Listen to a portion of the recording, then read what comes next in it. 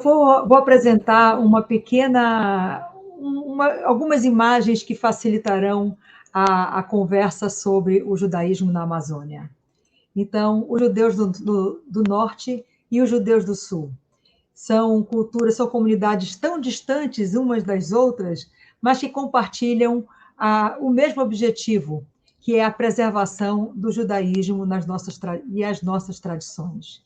Então, nós estamos longe, mas, ao mesmo tempo, estamos próximos. Eu escolhi contar a história dos judeus marroquinos, dos imigrantes marroquinos que chegaram ao Brasil, a partir da quase saída deles do Marrocos. Então, eu poderia ter começado por vários pontos que antecedem para poder entendermos o conteúdo que nós vamos passar adiante, mas eu escolhi a chegada, a quase saída, enquanto eles viviam no Marrocos.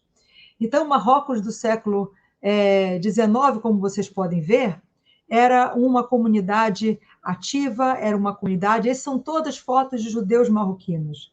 Nós temos fotos aqui no canto inferior, são festejos de Purim, os outros são festejos da comunidade, como eu disse, era uma comunidade alegre, viva, vibrante.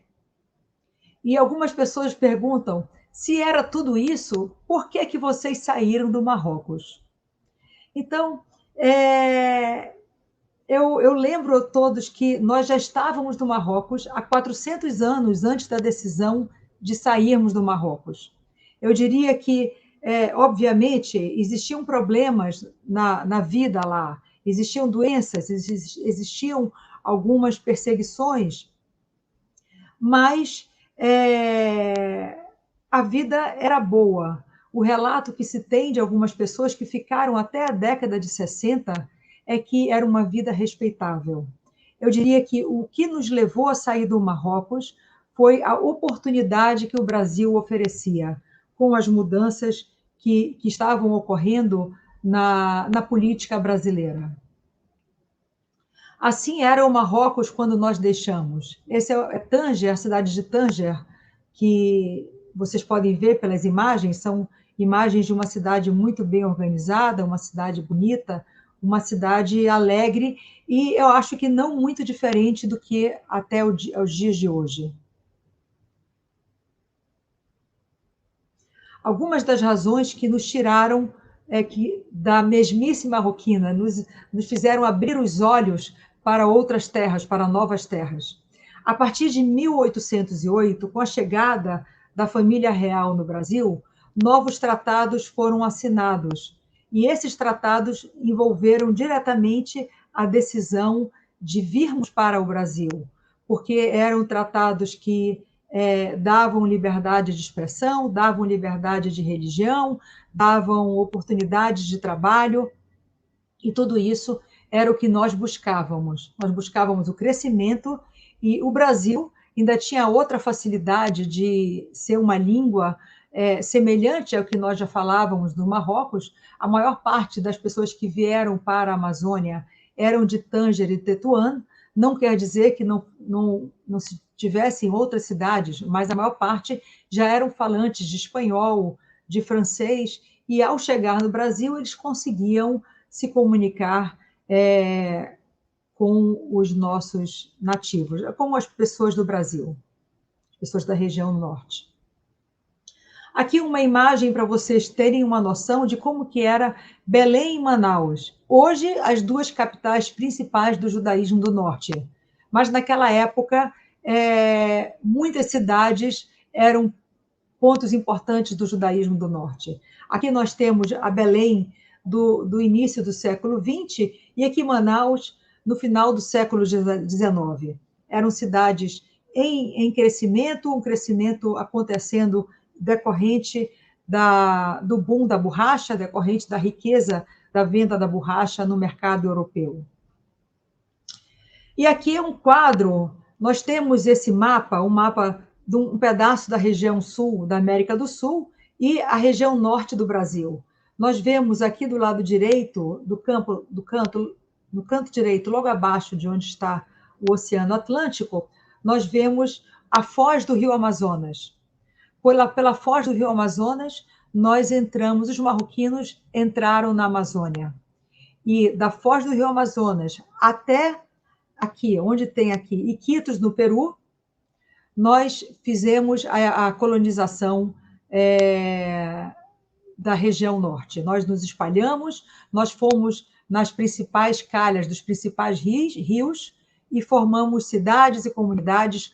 Hoje, nós ainda temos, nós podemos ver mais de 20 cemitérios judaicos.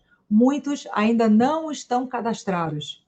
E sepulturas judaicas, nós temos centenas de sepulturas, inclusive fora de cemitérios judaicos. Hoje, nós estamos com uma meta de tombar esses cemitérios judaicos. Já conseguimos 2, mas a nossa meta é chegar nos 20, ou até nos outros que nós ainda vamos descobrir. Trago para vocês uma imagem de 2021, mas ela não difere da solidão amazônica de 1800. Nós chegamos aqui na Amazônia em 1810, e a mesma paisagem é essa. A única diferença dessa foto, tirada hoje ou tirada em 1800, é que hoje ela é colorida. Mas exatamente essa era a solidão que os nossos mascates e os nossos regatões enfrentavam no verde amazônico. Uma ideia de um seringal. O seringal eram as fazendas para a extração da seringa, da borracha. Então, aqui nós temos uma imagem de um dos poucos seringais que pertenciam a judeus. Isso aqui era uma firma judaica chamada Belevi.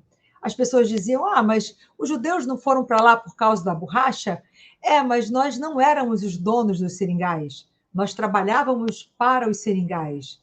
Também não trabalhávamos na mata extraindo a seringa. Nós trabalhávamos na parte de guarda-livros, na organização, na venda, no comércio. Esse comércio era muito interessante para os ingleses. Eles propagandearam muito a Amazônia para os marroquinos, porque também era interessante para eles, que queriam pessoas que falassem outras línguas. Então, nesse ponto, nós éramos muito bons para o comércio. Nós temos aqui à direita superior como é feita a extração da borracha, até os dias de hoje é feita dessa forma. E aqui embaixo nós temos outra cultura amazônica pouco falada, hoje em dia bastante consumida no mercado mundial, mas ela é pouco falada e pouco comparada não, mas trabalhada junto com borracha.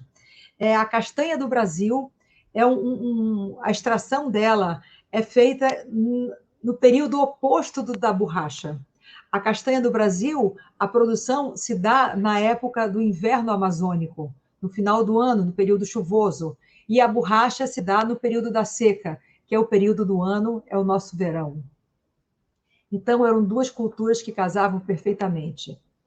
Nós temos aqui a construção do Teatro Amazonas. Eu gosto de dizer, primeiro, que ele é o nosso cartão postal, e segundo, que a construção dele teve a ver também com a importação de produtos de uma firma de judeus.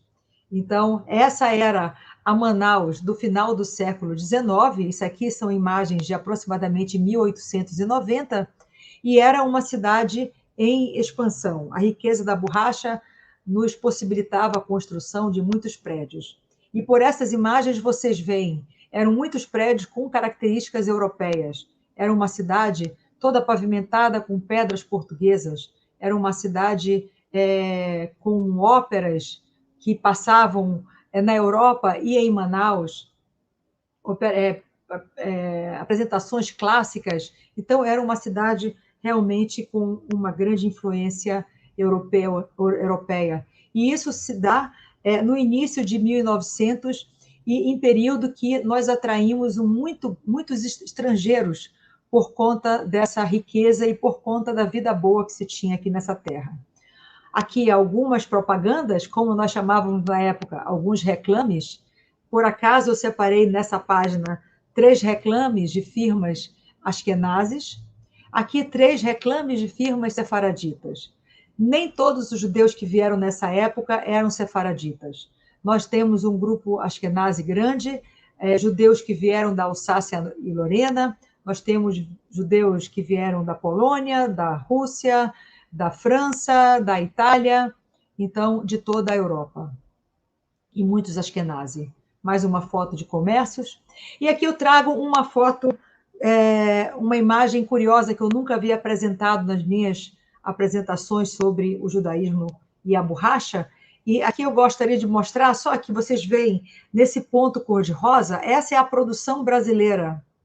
E aqui em lilás ou azul, como vocês queiram, é a produção na Malásia.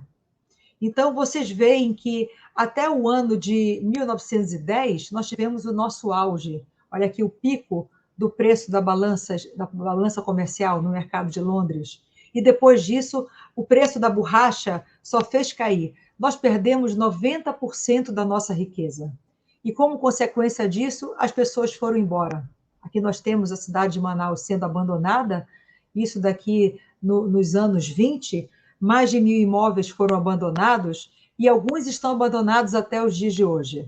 E, curiosamente, justamente na década de 20, em 1929, nós formalizamos a vida judaica no Amazonas e fundamos o Comitê Israelita do Amazonas. À direita superior, a nossa primeira sinagoga.